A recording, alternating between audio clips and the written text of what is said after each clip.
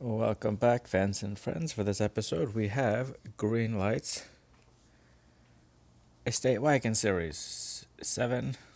I just saw this at Toys R Us yesterday and decided, you know what? Why not give it a shot? I already have actually, in fact, this is the first one here. This is the first in the 3 series that I have because I happen to have 2 more, but I will cover that a little bit later. So this here is the 1968 Plymouth Satellite, their version of it, and right from the box. We'll just go over that quickly. The usual stuff that contains one die-cast vehicle, the 14 plus 164 scale. And then here you have a very close looking satellite in the picture, but I don't think it's this exact model. It's probably earlier. You can tell by the boxy arrangement. However, everything else seems to be similar to it. But anyway, I don't know what kind of a wagon it is. There's the Greenlight. And then in the back, we also have their usual stuff. We'll just go top down. The Greenlight, Estate Wagon, Series 7. And you have several pictures here denoting things that are wagon related. Like, for instance, it's basically a very small minivan, the predecessor to the SUV. And there you have what I believe is the Le Mans, the Pontiac version. That'll be coming up later. And then you have there, I think, is the 1955 Chevy Nomad. And as usual with Greenlight, you get a very good record keeping because they have everything that comes in the pack. And in this case, it goes from oldest to youngest. So you have the 1955 Chevy Nomad. This one here, the 1968 Plymouth Satellite, a 1970 Plymouth Satellite, which will be near or identical to the Black Bandit Satellite, which I happen to have right here. We'll compare that later. And then we have the 1972 Oldsmobile Vista Cruiser and the 1976 Pontiac Grand Le Mans Safari and the 1984 Ford Limited Crown Victoria wagon. I saw some of these. This one here is actually the police version. I wasn't interested, so I didn't pick it up. And the other one they had was this. The only one from the series they were missing was this one here, the 1970. So I just ended up picking up the 1968. And so we have the other stuff here that you guys all know. The Greenlight, the address, Holly Speed Shop for the mods and stuff like that. And then the usual FCA's, Fiat Chrysler Automobiles, and Ford Motor Company is obviously Ford. And the General Motors is up there. And then you have all the safety standard stuff. And who it's not suitable for. It does say 14 plus. But I guess you're not supposed to give them to kids under 3. And then you have there the picture version of what they're writing about: Holly, Chrysler, Ford, and GM.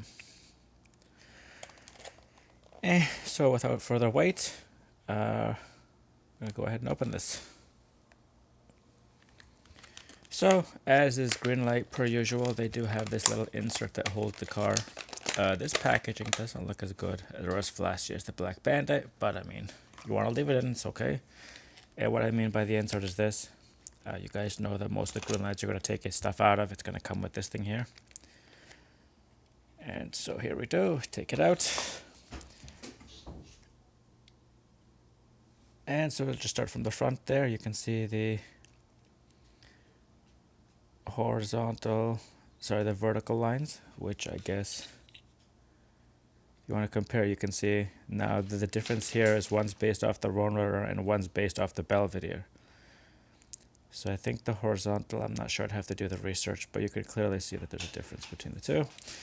And guys, for that banging around in the background is a cat who's decided this is the time he needs to be banging around. The hood does not open. You have the little insignia there. You have the normal details, the wipers, the window, steering wheel, the dash, the weather stripping, silver lining. Now the interesting thing about this, you can see the red paint is a little bit misshapen. But you can see here the GTX. So as far as I understand, the Plymouth GTX is a sports car. The higher end version of, it'll come back to me later. But anyway, which would denote that this is the high performance model rather than, so I think this is the one that's based off the Roadrunner and that one's the one based off the Belvedere. So they are not like 100% identical. This we've covered with that one. It does the exact same thing. And just go show you. one's a little bit loose, while this one is not as loose. And you can clearly see the Plymouth there in the back. It's really small, but it is legible. You have the painted on lights. They are not imprints or inserts. Trailer hitch, which I'm never against, although if you can see here, it's done kind of on an angle. I don't want to really bend it into place because I don't want to damage it. And so moving from the back, we have the side windows once again. We have the weather stripper on the top, but not on the bottom here. You have single piece mirrors with indents, which is nice. We'll do the drive test soon, but both the wheels seem to roll fluidly, even though they are a little bit, the stripes are. And again, the GTX. And back to the front. So with that, we go underneath it. And this one has the information printed on the white there. You have the limited edition sticker there, 03177. You have the 2020 there. It's kind of faded. Feels like it's plastic, but I'm pretty sure it's metal. And then you have their very nice detailing in terms of imprinting. It's GL 190, so I guess we can take this one out, and you can clearly see the difference there. I guess this is because they're both 2020, but obviously this one's in the matte black finish, which I happen to like a little bit better. The details look almost exactly the same. Maybe here it's better. You can see it's way better here than it is here. This looks like it's just simply stamped, very little indent. The white printing, you can all clearly read, it's done evenly. 1970 Plymouth Satellite Station Wagon, trademarked FCA US 2021, and there you go. You can see there the details is way better. Oh, and I guess he's gotten sick and tired of banging around. The cat has joined us.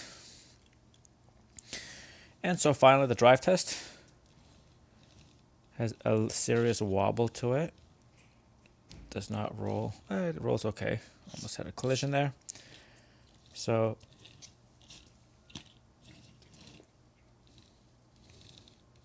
you can hear that, I guess, or at least see that it does have a slight sort of a wobble on it, which is not really a very good sign, but there we go. So other than that, I would say this one's done well. Like I said, I will hopefully do a little bit more research for the information here, but I think this one is the Roadrunner and this one is the Belvedere, and as you can see, there's a clear difference between the two. This one only has the vertical lines in it, while this one has the horizontal lines separating the vertical. And the lights themselves are slightly smaller. So there you guys have it. Thanks for watching. Thanks for watching this video. It's Thomas from Toronto, and until the next one.